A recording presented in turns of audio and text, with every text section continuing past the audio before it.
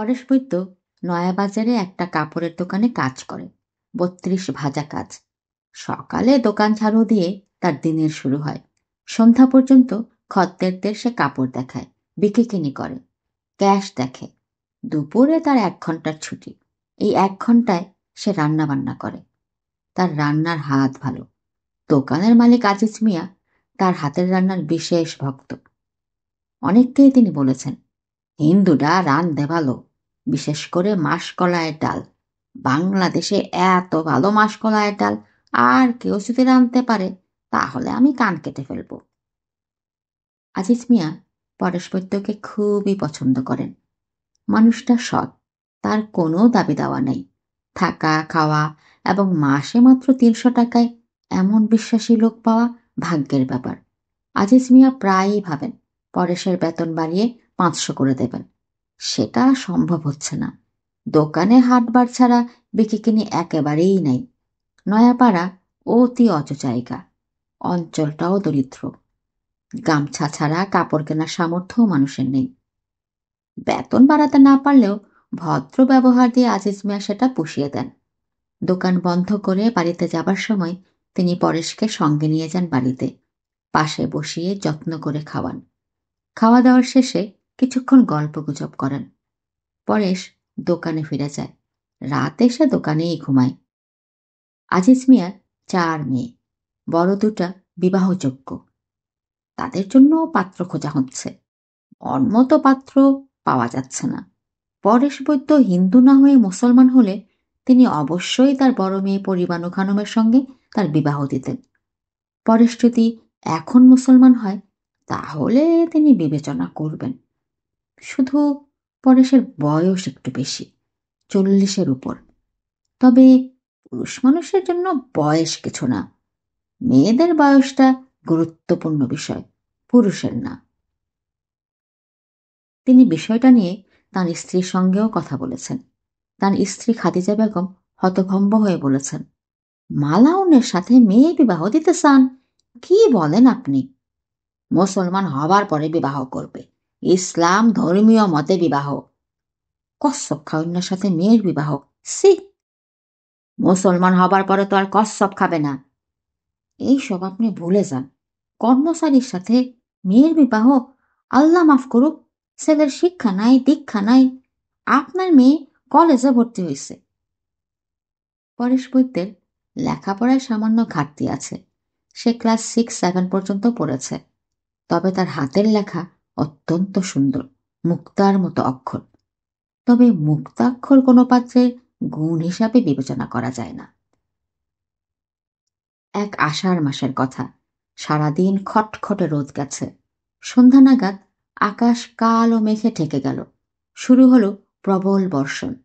আজিজ মিয়া ঠিক করলেন আজ আর বাড়ি ফিরবেন না, দোকানেই রাতটা কাটিয়ে দেবেন। কাঁদা ভেঙে ২ মাইল হাঁটার অর্থ হয় না। তাছাড়া বাড়ির কাছাকাছি খালের মতো আছে। আগে পায়ে হেঁটে খাল পার হওয়া যেত। গত কয়েকদিন পানি বেড়েছে। আজ যে বৃষ্টি, খালে সাঁতার পানি হয়ে যাবার কথা। আজিজ মিয়া পরেশকে ডেকে বললেন, ভাত রেঁধে ফেলো, রাতে আর বাড়িতে যাব না। পরেশ নিচু গলায় বলল, মামানি দুশ্চিন্তা করবেন না। আজিজ মিয়ার স্ত্রীকে পরেশ মামানি ডাকে। আজিজ মিয়া বললেন, করুক দুশ্চিন্তা। মেয়ে ছেলে যদি মাঝে মাঝে দুশ্চিন্তা না করে তাহলে তাদের স্বাস্থ্য খারাপ হয়। আল্লাহ পাক মেয়ে ছেলে পয়দা করেছেন দুশ্চিন্তা করার জন্যে। রাতে খাবেন কি? মাংস খেতে মনে চাচ্ছে। মাংস এখন পাবো কই? খিচুড়ি করো, সঙ্গে ডিম ভুনা। পাতলা খিচুড়ি করবে? আচ্ছা, করব। খিচুড়ির মধ্যে ৪ চামচে ২ চামচ ঘি দিয়ে দিও। ঘিয়ের সুঘ্রাণ ভালো লাগবে। ঘি আছে না? আছে। কাঁঠালের বিচি দিয়ে জাল মুরগির মাংস খেতে পারলে দিলকুশ হতো। ডিমও খারাপ না। আজিজ মিয়া রাতে খুব তৃপ্তি করে খেলেন। তিনি ঠিক করলেন বৃষ্টি বাদলার দিনে পরেশকে সব সময় পাতলা খিচুড়ি এবং ডিমের তরকারি করতে বলবেন। তাঁর পান তামাকের অভ্যাস নেই, তারপরেও তিনি ২টা পান খেলেন। পরেশকে দিয়ে সিগারেট আনালেন। সিগারেট ধরিয়ে অতি আনন্দে টানতে লাগলেন। দোকানের গদিতে বিছানা করা ছিল। তিনি ঘুম ঘুম চোখে বিছানায় গেলেন। টিনের চালে বৃষ্টি পড়ছে, ঝুমঝুম শব্দ, আরামদায়ক ঠান্ডা হাওয়া। আজিজ মিয়ার মনে হলো তিনি জগতের অতি সুখী মানুষদের একজন। পরেশ বলল, একটু চুল টেনে ঘুম পাড়ায় দিই, আরাম লাগবে। পরেশ চুলে বিলি কেটে দিচ্ছে। আজিজ মিয়ার এত আরাম লাগছে যে বলার না, আবার ঘুমও পাচ্ছে প্রচন্ড। তিনি চেষ্টা করছেন জেগে থাকতে, ঘুমিয়ে পড়লে এই আরামটা পাওয়া যাবে না। পরেশ, জি মামা। এরকম মাথা বানানো কোথায় শিখেছ? একমাত্র নাপিতরাই এত সুন্দর মাথা বানায়। তোমাদের বংশে কোনো নাপিত ছিল? না মামা। তোমার বেতন বাড়ানোর চেষ্টা নিব, বাড়ানো উচিত। রোজগার পাতি নাই বলে কিছু করতে পারতেছি না। দরকার নাই মামা। দরকার যে নাই তুমি তা বলবেই, কারণ তুমি অতি ভালো ছেলে। তুমি যদি কষ্ট খাওয়া ধর্মের না হতে, অবশ্যই পরিবানুর সঙ্গে তোমার বিবাহ দিতাম। পরিবানুর চেহারা ছবি তো খারাপ না, কি বলো? তবে মিজাজ ভালো না, মায়ের মতো সরা মিজাজ। মেয়ে ছেলে সরা মিজাজ সংসারের জন্য ভালো না। পরেশ জবাব দিচ্ছে না, এক মনে চুল টেনে যাচ্ছে। আজিজ মিয়া চিত হয়ে শুয়েছিলেন, এবার পাশ ফিরলেন। পাশ ফিরে আরাম আরও বাড়ল। পরেশ এখন ঘাড় ম্যাসেজ করে দিচ্ছে। এই মেসেজে আরাম আরও বেশি হচ্ছে। আজিজ মিয়া চেষ্টা করছেন আরও কিছুক্ষণ জেগে থাকতে। ঘুমিয়ে পড়া মানে সব শেষ। পরেশ, মামা বলেন। চুপ করে থাকবা না, কথা বলো, গল্প গুজব করো। কি গল্প করব? যা ইচ্ছা করো। মাথা মেসেজ ছাড়া আর কি বিদ্যা তুমি জানো? বলতে থাকো, শুনি। আমার ধারণা তুমি আরো অনেক কিছু জানো। জানি মামা। বলো, একটা একটা করে বলো। বাদ্য বাজনা জানো? না, বাদ্য বাজনা জানি না, তবে আমি সামনে পিছনে সব দেখতে পারি। এইটা কি বললা পরেশ? সামনে পিছনে তো সবেই দেখে। সামনে দেখি, আবার ঘাড় ঘুরাইয়া পিছনে তাকাইলে পিছন দেখি। আমারটা এইরকম না। কি রকম? ধরেন, আইস থাইকা 1,00,000 বছর পরে পৃথিবীর কি অবস্থা হইবে এইগুলান দেখতে পারি। ভালো, খুব ভালো। একজন আমারে একটা হইলদা বড়ি খাওয়াইছিল, তখন থেইক্কা দেখি। কি বড়ি? ইলদা বড়ি। আজিজ মিয়া পুরোপুরি তন্দ্রার মধ্যে চলে গেলেন। চেতনার অতি সামান্যই অবশিষ্ট আছে। পরেশের কথা শুনছেন, পুরোপুরি বুঝতে পারছেন না। নিজেও মাঝে মধ্যে কথা বলছেন, কি বলছেন সেই বিষয়েও তার ধারণা নেই। পরেশ বলল, আমি সবই দেখতে পাই। আজিজ মিয়া বললেন, সব দেখতে পাওয়াই ভালো, কিছু দেখা কিছু না দেখা ভালো না। আসমানে যে চন্দ্র আছে, সেই চন্দ্র কিন্তু মামা থাকবে না, পৃথিবীর উপরে আইসা পড়বে।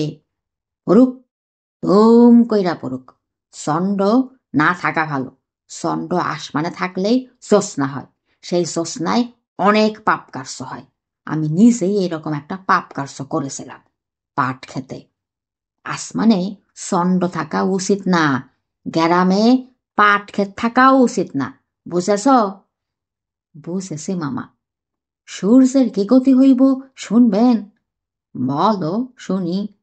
সূর্য সব কিছু টান দিয়া নিজের উপরে ফেলব, আগুনের থাবা বাইর কইরা টান দিব, তারপরে ছোট হওয়া ধরব, বিন্দুর মতো ছোট হইব। কি বললা? বিন্দু? ও মামা, বিন্দু। আমার খালাতো এক বোন ছিল, বিন্দু নাম। বিবাহ হয়েছে, জামাই সৌদিতে কাজ করে, বিরাট পয়সা করেছে। জগতে যা কিছু আছে বুঝছেন মামা, সব একদিন আন্ধার হইয়া যাইব। আসমানে কোনো তারা থাকবো না, সব নিভা। তখন মাঝে মধ্যে গম গম আওয়াজ উঠব, মামা বুঝছেন? বজ্রপাতের আওয়াজ? বুঝেছি। ঝড় বৃষ্টির মধ্যে বজ্র পড়বই। ঠান্ডা হাওয়া দিতেছে, গায়ে একটা চাদর দিয়া দাও। পরেশ মামার গায়ে চাদর দিতে দিতে বলল, হইলদা বড়ি আমারে কে দিছিল সেই ঘটনা শুনবেন মামা? বিরাট ইন্টারেস্টের ঘটনা। বড়ি পয়সা দেয়া করিত করছিলা? না, এবেই দিছে। বিরাট বড় হাই তুলতে তুলতে আজিজ মিয়া বললেন, মাগনা ওষুধে কাম করে না। ওষুধ বিশুধ যখনই কিনবা পয়সা হইলেও হাদিয়া দিবা, মনে থাকবো? থাকবো। এখন কি ঘটনাটা বলবো? কি ঘটনা? হইলদা বুড়িকে দিছে সেই ঘটনা? বিরাট ইন্টারেস্টের ঘটনা। বাদ দেও, ঘটনা যত কম শোনা যায় ততই ভালো। ঘুমে চোখ বন্ধ হইয়া আসতেছে, এখন ঘুমাবো। আচ্ছা, ঘুমান। তুফান হইতেছে নাকি? না, এখনো শুরু হয় নাই। তবে শেষ রাইতে বিরাট তুফান হইব, লন্ডভন্ড তুফান। কে বলছে? আপনারে বলছি না, হইলদা বড়ি খাওয়ানোর পরে আমি সব জানি। দূরের জিনিস যেমন জানি, কাছের জিনিসও জানি। ও আচ্ছা, জানা ভালো। কাছের জিনিস জানা খারাপ না। বলতে বলতে আজিজ মিয়া ঘুমিয়ে পড়লেন। গাঢ় ঘুম। ঘুমের মধ্যে তার নাক ডাকতে লাগলো। পরেশ তার মাথার কাছে বসে এখনো চুল টেনে দিচ্ছে। সে ঘুমাতে যাচ্ছে না, কারণ আজ রাত একটা অতি ভয়ঙ্কর রাত। এই রাতে বিরাট ঝড় হবে। সেটা ভয়ঙ্কর কিছু না। ভয়ঙ্কর ব্যাপার হলো, ঝড়ের ঠিক আগে পরিবাণু গায়ে কেরোসিন তেল ঢেলে আগুন দেবে। হলদা বড়ি খাওয়ার কারণে পরে সবই জানে। এও জানে যে গায়ে আগুন দেওয়ার ঘটনাটা আটকানোর কোনো উপায় নেই। উপায় থাকলে সে আটকাত। হলদা বুড়ি তাকে শিখিয়েছে, এই বিশ্ব ব্রহ্মাণ্ডের জন্ম থেকে মৃত্যু পর্যন্ত যা ঘটার সব ঘটে আছে। এর কোনো কিছুরই কোনো পরিবর্তন করা যাবে না। মানুষের কাজ শুধুই দেখে যাওয়া।